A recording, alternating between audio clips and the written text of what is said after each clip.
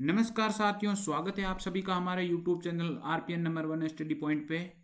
जैसा कि साथियों हमने आपको सुबह ही बताया था कि एसएससी जीडी की वैकेंसी आ चुकी है। एसएससी जीडी का नोटिफिकेशन ये जल्द ही जारी होगा और लो आ गई है। इस वक्त की सबसे बड़ी खबर, आज शाम की सबसे बड़ी खबर ये एसएससी जीडी वालों ने नोटिफिकेशन जारी कर दिया है, जिसके फॉर्म जल्दी भरे जाएंगे। और हमारी झूठी खबर नहीं हो सकती, तो हमारे साथ में बने रहिए। हम आपको अच्छी से अच्छी खबरें और जो भी वैलिड खबरें हैं वो प्रोवाइड करवाते रहेंगे। आप कहीं नहीं जाइए। इस वैकेंसी के बारे में हम आपको जानकारी देने जा रहे हैं कि कितने पदों पे ये वैकेंसी आई है, कब इसके फॉर्म भरे जाएंगे। ये इसके बारे में हमने सुबह ही बता दिया था, लेकिन एक बार फिर से इस वीडियो के साथ में बने रहिए ताकि आपको संपूर्ण जानकारी मिल सके एक ही वीडियो में। तो चलिए शुरू करते हैं बिना किसी देरी के। ये शुरू करते हैं यहाँ से। देखिए क्या लिखा हुआ है कि कार्मिक विभाग वालों ने ये नोटिफिकेशन जारी किया है। ये नोटिफिकेशन आज की तारीख का है, जो कि हमने सुबह ही बता दिया था आप सभी को।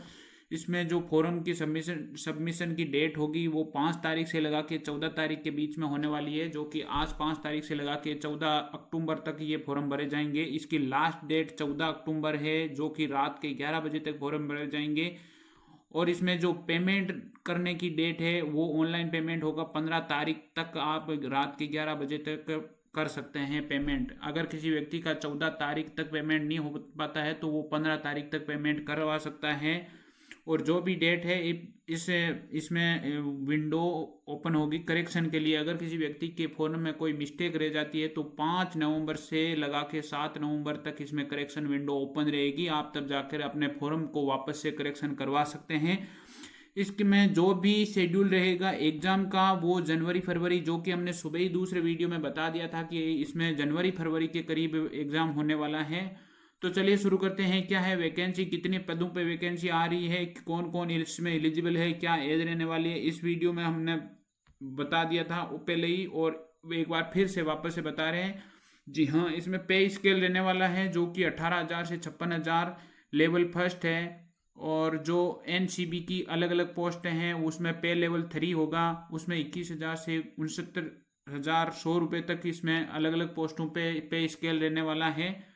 जी हाँ, इसमें वैकेंसी दी हुई है। वैकेंसी हमने मॉर्निंग में 25,000 बताई थी, लेकिन ये बढ़ा के लगभग 39,481 पदों पर वैकेंसी आ रही है। हाँ, इसमें एसएससी जीडी वाले और भी वैकेंसी को इंक्रीज कर सकते हैं, तो आप ज़रूर इसकी तैयारी करें और ज़रूर इस नोटिफिकेशन को ध्यान से देखें, क्योंकि इसमें संपूर्ण जानकारी दी जा रही है। हाँ, यहाँ पे महिलाओं में जो पोस्ट है यहाँ की अलग अलग, महिलाओं के लिए अलग है, पुरुषों के लिए अलग है। इसमें ये जो कैटेगरी दी गई है बीएसएफ, सीआरपीएफ, एसएसबी, आईटीबीपी, ये एआर, एसएसएफ, एनसीबी, नारकोटिक्स विभाग में सब में सारी जगह अलग अलग वैकेंसी दी हुई है। कौन किसके पदों, कितने पदों पे, इसमें क्या क्या है वो आपको संपूर्ण जानकारी दी हुई है। तो एक बार देख लेते हैं कि पुरुषों के लिए कितनी वैकेंसी है और महिलाओं के लिए कितनी वैकेंसी है। जी यहाँ एससी एसटी वालों के लिए 4,000 और ये 5,000 वैकेंसी है। ओबीसी वालों के लिए 7,000 के करीब वैकेंसी है। जनरल जिसमें मेल होंगे वो है 15,094 पोस्टें हैं पुरुषों के लिए ये है। और इसमें टोटल पोस्ट है ये 16,000, ये 35,000, ये कुछ फिक्स है। महिलाओं में जो ओबीसी के लिए 829 पद हैं, एससी एसटी के लिए 564 पद है। ये अलग अलग इसमें पोस्ट दी हुई है। ग्रांड टोटल में यहाँ पे देख सकते हैं कि पुरुषों और महिलाओं को मिला के टोटल ऐसे ये पोस्ट हैं और कुल 39,481 पदों पर वैकेंसी है। आप इसको डिटेल से देख सकते हैं नोटिफिकेशन में, हम आपको डिस्क्रिप्शन में इसको प्रोवाइड करवा देंगे। तो आप वीडियो के अंत तक बने रहिए ताकि आपको संपूर्ण जानकारी मिल सके। हालांकि हमने इसके बारे में एक अलग से वीडियो बना रखी है, जिसमें आप सुबह वाले वीडियो में देख सकते हैं कि उसमें क्या क्या दिया हुआ है। एज लिमिट, जो कि हमने पहले ही कहा था कि इसमें जो भी लड़का है वो 2002 की पहले महीने की 2 तारीख से पहले का जन्म ना हो रखा हो और 2007 के बाद तक का ना हो। 1 जनवरी 2007 के बाद तक का जिनका भी जन्म हुआ है वो इसमें एलिजिबल नहीं है। जो भी 2002 से लगा के 2007 के बीच में जन्म हुआ है वही व्यक्ति इसमें एप्लीकेबल होंगे, योग्य होंगे। 18 से 23 वर्ष हमने दूसरे वीडियो में बताया था, वही योग्य होंगे। एससी एसटी वालों के लिए 5 साल की छूट है। हालांकि जो भी व्यक्ति है अगर वो 23 साल से ऊपर है तो उसमें 5 साल और ऐड कर सकते हैं।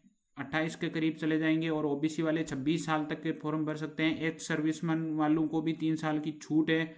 और जो अलग अलग है, ये गुजरात में किल्ड हुए कोई भी व्यक्ति है तो उसमें उस टाइम जो दंगे हुए थे उसके लिए भी 5 साल की छूट है। ये अलग अलग जो भी क्राइटेरिया है उनमें रिलैक्सेशन दिया हुआ है, तो आप इसको ध्यान में रख सकते हैं।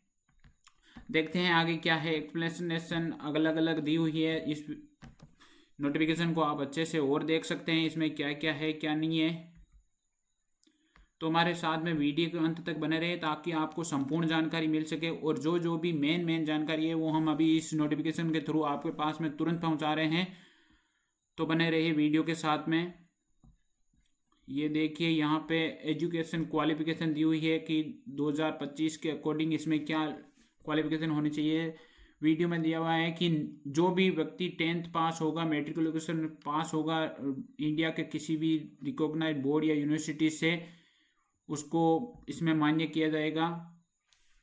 और बाकी 10th पास जरूरी है, इसमें और कुछ भी नहीं है। एनसीसी के जो भी सर्टिफिकेट होंगे होल्डर होंगे उनके लिए अलग अलग एनसीसी सी सर्टिफिकेट है तो उसको 5% मैक्सिमम मार्क ऑफ एग्जामिनेशन का मिलेगा। मतलब जितने भी एग्जामिनेशन मार्क्स हैं उनके 5% का रिलैक्सेशन मिलेगा। ये एनसीसी बी वालों को 3% का मिलेगा और एनसीसी ए वालों को 2% का रिलैक्सेशन मिलेगा। तो इसको ध्यान में रख सकते हैं आप।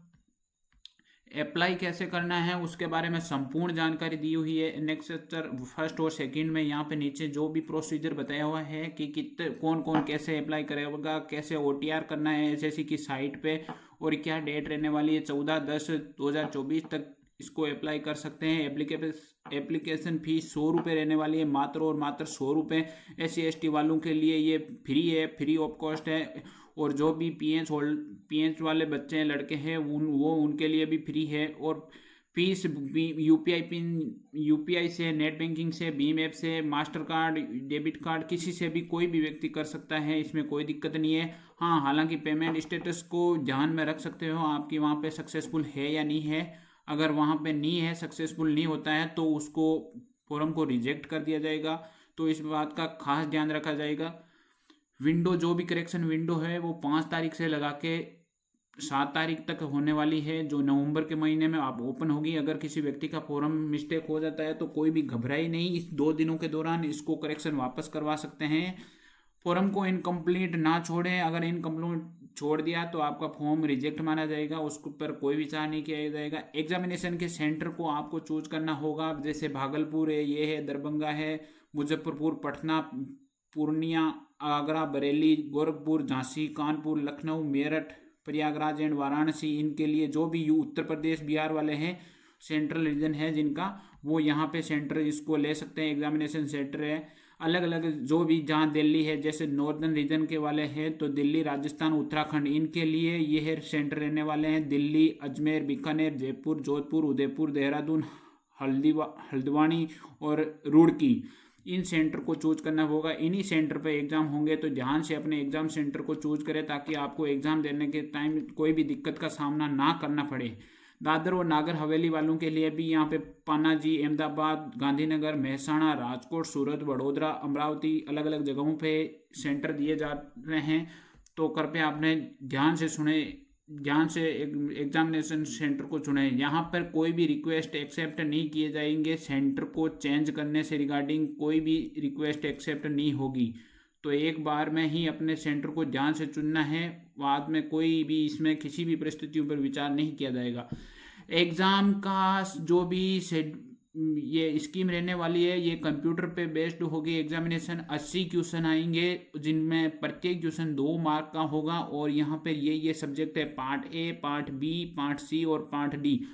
पार्ट ए में आपके 20 क्वेश्चन आने वाले हैं, पार्ट डी में भी, ये बी में भी 20 और 20-20 का क्राइटेरिया दे रखा है। सब अगर 20 क्वेश्चन 20-20 के हिसाब से होंगे तो इनके मैक्सिमम मार्क्स 40 और 1 घंटे की परीक्षा होगी, यानी कि 80 क्वेश्चन होंगे टोटल और आपके पास में 1 घंटा होगा। जी, इसको ध्यान में रखिए कि कितना टाइम लाइन दिया हुआ है, उस टाइम के अकॉर्डिंग ही आप एग्जाम में बैठें और सही तरीके से अपने माइंडली प्रेशर ना लेके होते हुए सोल्व करें पेपर को। पार्ट ए में जनरल इंटेलिजेंस और रीजनिंग आने वाली है, पार्ट बी में जनरल नॉलेज और जनरल अवेयरनेस आने वाली है, पार्ट सी में मैथ आने वाली है, और पार्ट डी में इंग्लिश और हिंदी के दोनों को क्वेश्चन आने वाले हैं। 10-10 क्वेश्चन के अकॉर्डिंग होंगे। मल्टीपल चॉइस के क्वेश्चन होंगे, गुजराती, हिंदी, बंगाली, गुजराती और कोंकणी, आप जो चाहे लैंग्वेज इसमें सिलेक्ट कर सकते हैं। नेगेटिव मार्किंग के तौर पर 1/4 होगा, मतलब 0.25 मार्क कटेंगे ईच आंसर के, तो इसको ध्यान में रखिएगा। तो चलिए शुरू करते हैं। आगे क्या है क्या नहीं है नोटिफिकेशन में दिया हुआ है। अलग अलग जनरल इंटेलिजेंस और रीजनिंग में analytical aptitude, ability to observe and distinguish pattern will be tested through question principally of non-verbal type. This component may include question on analog, similarly and difference spatial। ये अलग अलग जो भी syllabus दिया हुआ है जनरल इंटेलिजेंस और reasoning का, उसको ध्यान में रख सकते हैं। आप इस पर तैयारी भी कर सकते हैं। अलग अलग साइल सर या फिर वाईफाई स्टडी, जिन जो भी आपको यूट्यूब चैनल अच्छा लगे उस पर आप तैयारी करवाते हैं, तो इसमें आप ज़रूर इसको रीजनिंग और जनरल इंटेलिजेंस पे ध्यान दे सकते हैं। आगे है आएगा पोर्शन पार्ट बी में जीके और जनरल अवेयरनेस है। तो यहाँ पे history, culture, geography, economic, scene, ये जो भी है सारी हम इसको आपको हिंदी में प्रोवाइड जरूर करवा देंगे। आप इसको सिलेबस को आप इसको ध्यान से एक बार से पढ़ लीजिएगा। एलिमेंट्री मैथमेटिक्स भी है, इसमें डेसिमल है, फ्रैक्शन है, रिलेशन बिटवीन नंबर्स है, फंडामेंटल अर्थमेटिक ऑपरेशन है, रेशियो टाइम है, टाइम और वर्क है। बहुत ही जो कॉमनली मतलब प्रश्नावलियाँ हैं उन यही आने वाली है। इसके अलावा प्रॉफिट लॉस वगैरह डिस्काउंट है, तो नॉर्मली ये इन पे ध्यान दे सकते हैं। हिंदी और इंग्लिश में candidate ability to understand basic English और Hindi and their basic comprehension will be tested. यहाँ पे इंग्लिश और हिंदी में से आप चाहो तो जो सब्जेक्ट चूज कर सकते हो और उनको बेसिक एबिलिटी होनी चाहिए।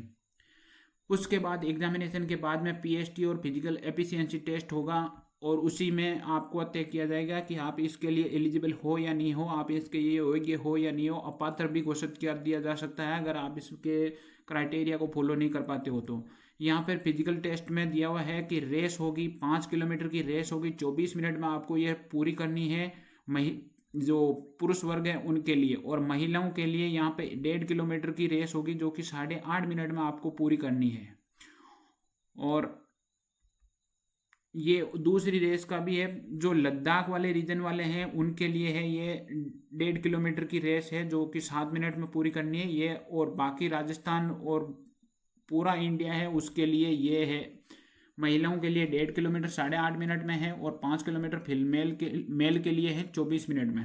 तो इसको भी ध्यान में रखिएगा। ये टेस्ट पास करने के बाद में आपका फिजिकल स्टैंडर्ड टेस्ट होगा, जिसमें जो भी मेजरमेंट होते हैं मेल के लिए 170 सेंटीमीटर की हाइट होनी बहुत ज़रूरी है। ये इसमें हाइट का बहुत ही अहम रोल है। फीमेल के लिए 157 सेंटीमीटर मिनिमम होनी चाहिए।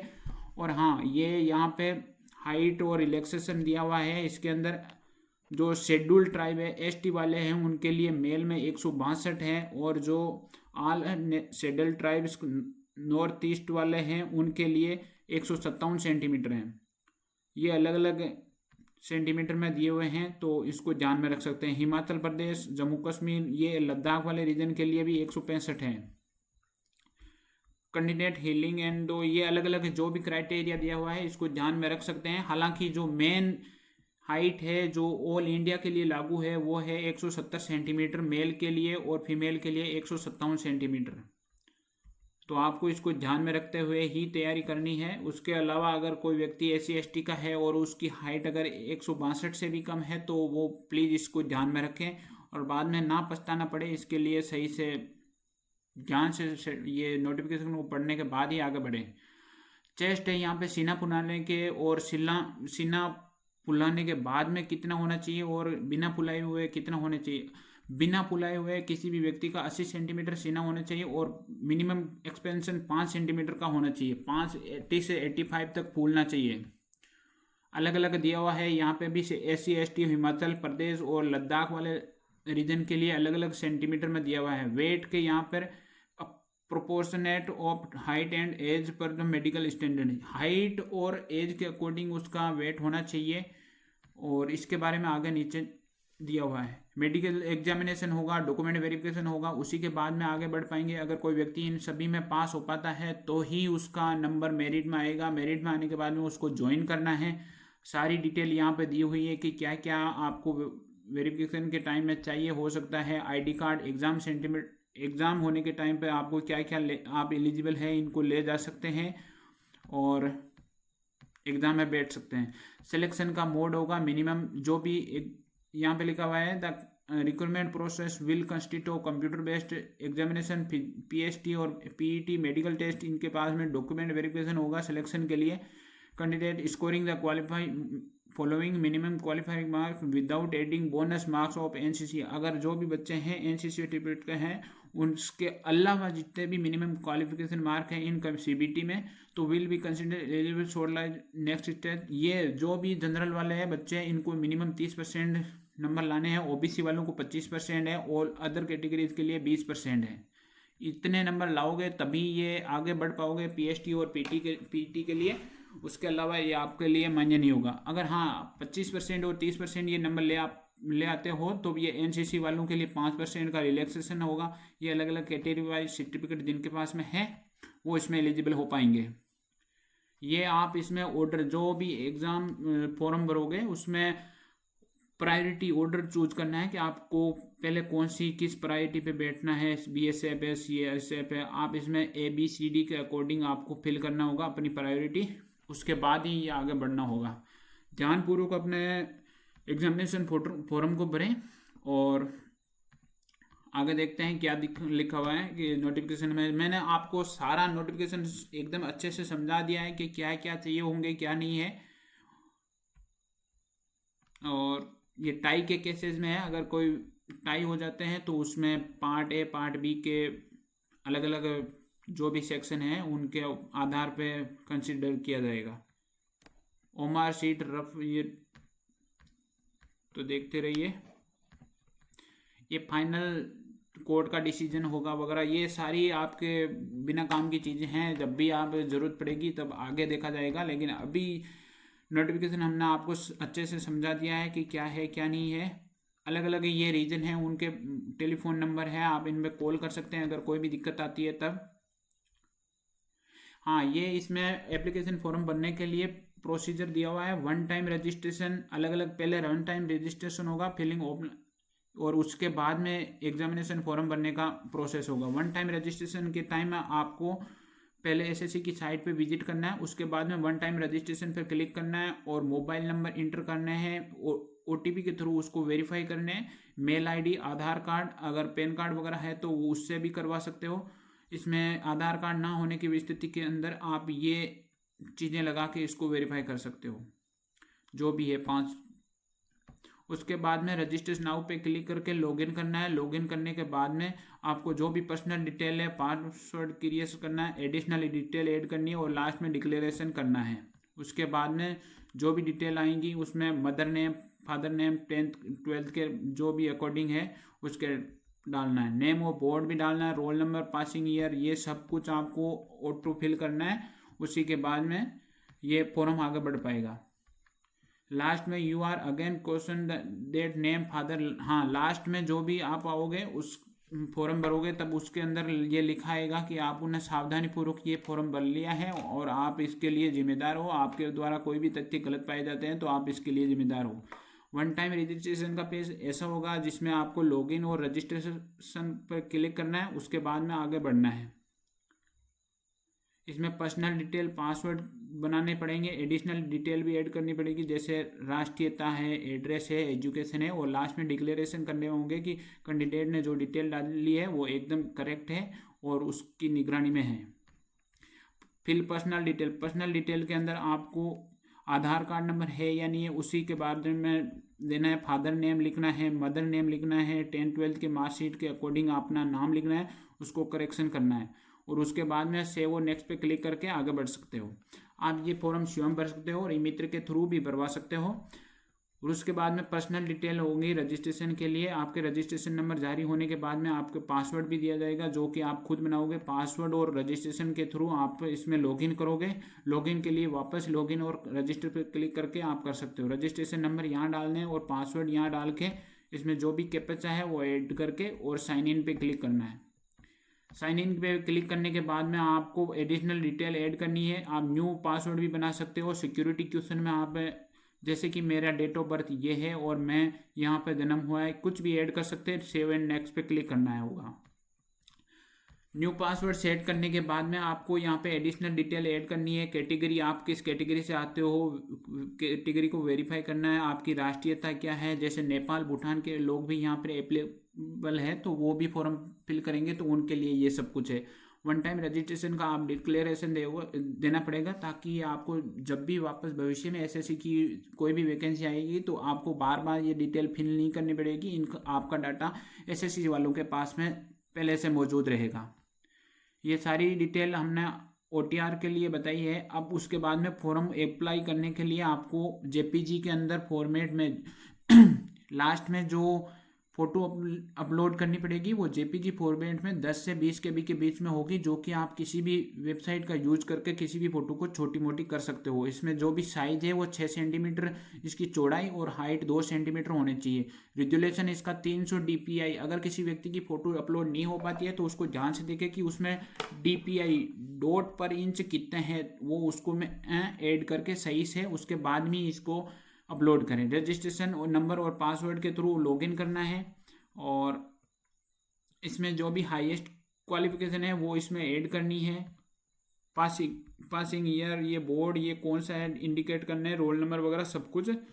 उसके बाद में जो भी आप इनके अंदर क्राइटेरिया के अंदर आते हो या नहीं आते हो, यस नो का साइन इन पे क्लिक करना है।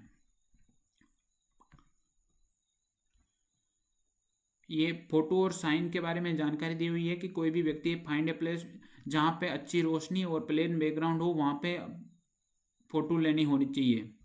कैमरा और कैमरा के हाइट तक आप मतलब आंखें आपकी कैमरे पे होनी चाहिए फोटो कैप्चर के time. Position of yourself in front of camera, looking एकदम सीधा देखना चाहिए और कैमरे की तरफ देखना चाहिए। ये इस बारे में फोटो के बारे में सारी संपूर्ण जानकारी यहाँ पे दी हुई है, तो इसको ध्यान से पढ़ के। यहाँ पे लिखा हुआ है केप और ये मास्क और ग्लासेस जो भी है वो उस टाइम में नहीं होनी चाहिए। बंदे के जो भी व्यक्ति है कोई भी ब्लैक चश्मा, मास्क या फिर केप नहीं होनी चाहिए, इसको ध्यान से रखें। तो कृपया अपनी ऐसी फोटो अपलोड ना करें। सिग्नेचर के टाइम पे आपको ध्यान रखना है कि 10 से 20 KB के बीच में होने चाहिए, और वो भी जेपीईजी के फॉर्मेट में। इन दो ही फॉर्मेट में फोटो चलेगी, उसके अलावा आप PDF वगैरह में इसमें अपलोड ना करें, तो उसको ध्यान से देखें। एडिट मॉडिफाई पे आप अगर से फॉर्म भरते टाइम कुछ भी दिक्कत हो मतलब गलती हो गई है तो वापस उसको सबमिट, फाइनल सबमिट से पहले इसको एडिट और मॉडिफाई किया जा सकता है। पेमेंट ना करें तब तक। तो ये जानकारी हमने दे दी है आपको। यहाँ पे पर्सनल डिटेल, जो भी फॉर्म भरोगे उसमें पर्सनल डिटेल होगी। Detail mother name, father name, date of birth, category, visible mark on identification, आपके शरीर पे कोई भी मोल ऑन चिन्ह होगा तो उसके बारे में जानकारी देनी है। जैसे एक राइट हैंड पे अगर किसी व्यक्ति के कुछ चिन्ह है तो उसके बारे में देख सकता है, ए मोल ऑन राइट हैंड। तो हमने इसके बारे में आपको जानकारी दे दी है। एजुकेशनल डिटेल भी आपको ऐड करनी है। एजुकेशन में आपकी हाईएस्ट क्वालिफिकेशन क्या है, 10th स्टैंडर्ड क्या है, पासिंग ईयर कौन सा है, रोल नंबर वगैरह, जेपीजी परसेंटेज